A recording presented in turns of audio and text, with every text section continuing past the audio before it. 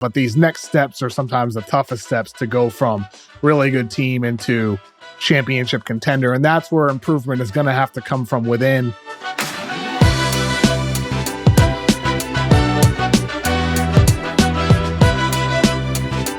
Nembhard was unbelievable. Unbelievable when called upon. Yeah. And I mean, that was a revelation for him to be that good on that stage. That'd make me so hopeful towards the future. And the other thing is, again, like I said, I know it stinks, but man, I'd be so proud of my team if I'm an Indiana fan. Man. I really would. How could you not? I mean, they went toe-to-toe with a team that dominated the East all season long, and they showed improvement. Guys stepped up. Ben Shepherd, as a rookie throughout this entire playoff run, showed great progress. He showed he could be a contributor. Yeah, Pascal Siakam had some amazing moments throughout. Obi Toppin looked like a playoff guy out there to me.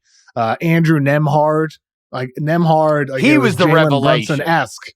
It was Brunson-esque in a way without Luka. In a sense, like Nembhard now in his second year, second year, like having 32 in game 3, 24 in game 4. Obviously, he had the turnover where he kind of forced it against Drew Holiday in game 3. Carlisle should have called the timeout. He had a late turnover in game 4, but he's a 24-year-old point guard getting thrown out there with more on his plate than he's had all season long. And he still came through with very efficient games, tons of assists, limited turnovers for the most part. Nembhard still, despite you can nitpick, he was awesome. That was a really good comp you made on the Brunson Mavericks thing too. Yeah, because remember it was such a revelation at the time. We're not saying the kid's going to end up to be Jalen Brunson, but we didn't think Jalen Brunson was going to be Jalen Brunson. No, nobody thought he was going to be, the guy that he has turned out to be, including his own team and including, weirdly, the guy that coached him in Dallas, who's now coaching Andrew Nembhard. Yeah. Figure that out. So, I mean, for the Pacers moving forward, I mean, I think this is a team prepared to take steps moving forward because they have youth. Even though they already traded for Siakam, they still have flexibility moving forward. They have an appealing foundation with what they have right now, but these next steps are sometimes the toughest steps to go from really good team into championship contender, and that's where improvement is going to have to come from within.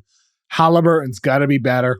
I mean, he was the one guy in this playoff run where you look at and you're like, some good moments, some not so good moments. Can you tap into the first half of the season when you were awesome and carry that through? That's going to be the question. First time through it. I know, I totally understand, but also doing it while supporting the growth of Nembhard. Can these two guys, Nembhard with what he showed, not just these last 2 games, but throughout the season, he's been really good as well. But on a higher volume, he showed he can do it against elite defenders. Yeah. He did it against an elite perimeter defense that Boston has. So can Nembhard and Halliburton grow together into becoming a completely dominant backcourt duo where it's one or the other and they can play together because they're both selfless. They can both shoot off the catch. They can both defer. They can both dominate the ball. Can they dominate as a unit together? That's going to be the next step for Pacers, and maybe that'll be the silver lining of Halliburton missing these games because you found out you have something in Nembhard. The other thing is them getting to be on such a big stage. I will say this for Indiana. We saw them at the in-season tournament, and they were a revelation there. Everybody was just so excited about what they brought to the table. And then them getting to play in so many big games. We got to watch them play against New York, and then we got to watch them play against Boston. And if you are a basketball fan, you had to absolutely love watching them play. That was a fun style of basketball and pretty. And they just push the ball. They get early in the shot clock. They don't waste dribbles.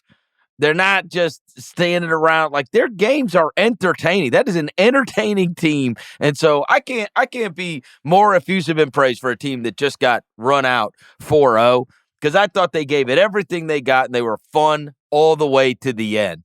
And I think that they deserve a lot of credit for that. And one name we haven't mentioned, just want to throw the name out there. I think it's worth saying. Miles Turner. Yeah. Miles Turner was really good. He was really good throughout this run. He had some big games. I thought he played a tough brand of basketball most nights. And Miles Turner is a guy who, before last season, had a lot of inconsistencies throughout his career, a lot of questions about what he could be, but he's been an 18-point per game guy for now 2 years straight. And I thought he played really well throughout this postseason. And now I feel old saying this, but he's about to enter his 10th NBA season. Crazy. Next year, and he looks like a complete centerpiece with that Halliburton, Nembhard crew, and all those other young talented players they have, Siakam, and some of the bench guys as well, for them to build with moving forward. And I look forward to seeing if the Pacers can get back here, because I don't think this is an Atlanta Hawks situation. I think the Pacers can build on this and be back in the future.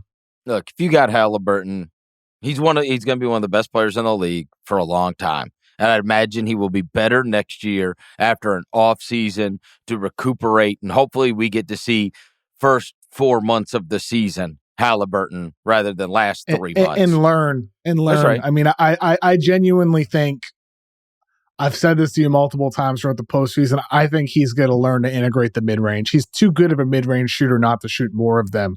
And one thing you're seeing with Luka in that Maverick series and with Kyrie is the utilization of the mid-range. One of the differences between Luka and James Harden, that comparison we've heard so much over the years with their ball dominance, is the fact that Luka actually has the size and the desire to use the mid-range. He can play back to the basket. He can pull up, step back, do everything from mid-range. Kyrie can do that as well. Halliburton for the Pacers, that's one thing I would love to see him integrate in the years to come. I believe he has it in him. I think that could help him become a more diverse offensive presence. And you only need to look at the other conference with seeing what Luka and Kyrie are doing from the mid-range and game situations. Those guys are absolutely filthy. Two best closers in basketball. And I guess that's why, Luka and Kyrie have the Mavs up 3-0 right now. Well, and that's why we always talk about playoff scars and catching those and learning. This is what it's like. As the competition gets greater now, everybody has scouted you. They know, just like the great defensive coordinators in the NFL, they say they want to make that quarterback play left-handed. They look at every game film that you've had all year long, and they say, all right, here's the 4 throws this guy loves to make. Well, you don't get to make those 4 throws this game. Those 4 are off the table. Now what? And so there's a lot of times you see guys struggle their first time through when somebody's just preparing for them. And I think that is exactly what happens when it comes to basketball players and when you get to this level